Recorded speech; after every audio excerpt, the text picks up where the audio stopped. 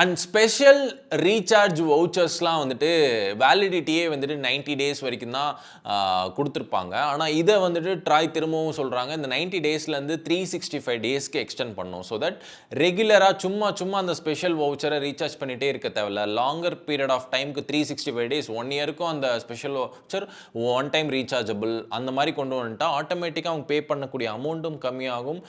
பண்ணக்கூடிய அமௌண்ட்டுக்கு அவங்க லாங்கர் டைமில் அவங்களால வந்துட்டு சர்வீஸை யூஸ் பண்ண முடியும் ஒரு விஷயத்தையும் கூடுதலாக சொல்கிறாங்க. அண்ட் இன்னொரு விஷயம் என்ன பார்த்தீங்கன்னா, பே ஆஸ் யூ கோ.